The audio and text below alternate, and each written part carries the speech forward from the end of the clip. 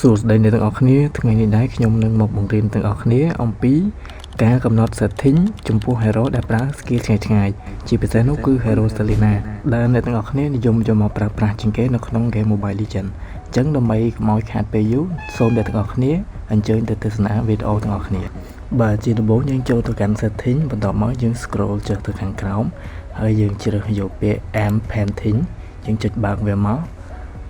ទាំងអស់គ្នាបើសិនជាឃើញវាបិទមានន័យថាវាប្រើ skill បានចិត្តតែបើសិនជាយើងបើកមានន័យថាយើងកំណត់ទំហំមើលនេះគឺបានឆ្ងាយអញ្ចឹងអ្នកទាំងអស់គ្នាចុចបើកវាមកជាមួយអ្នកទាំងអស់គ្នាពេលខ្ញុំបិទវាវិញណាគឺ skill ហ្នឹងគឺបោះបានចិត្តខ្លាំងមែនទែនយើងមើលអត់ឃើញសឡុងទេ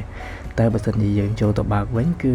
skill ដែលយើងបោះទៅលើ enemy ក៏ដូចជា map ហ្នឹងគឺមើលបានឆ្ងាយ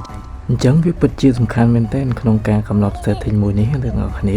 ហើយវាមិនត្រឹមតែសំខាន់ចំពោះ hero Selena មួយទេមាន hero ជាច្រើនផ្សេងទៀតដូចជា Franco ឬមួយក៏ Novaria ផងដែរអ្នកទាំងអស់គ្នាហើយនៅមាន hero ជាច្រើនទៀតដែលទាមទារការប្រើ setting មួយនេះឧទាហរណ៍ជាក់ស្ដែងក្នុងវីដេអូនេះគឺខ្ញុំលើកយក hero Novaria មកបង្ហាញជូនអ្នកទាំងអស់គ្នានៅពេលដែលមិនទាន់បានបើក amp painting គឺ skill របស់ Novaria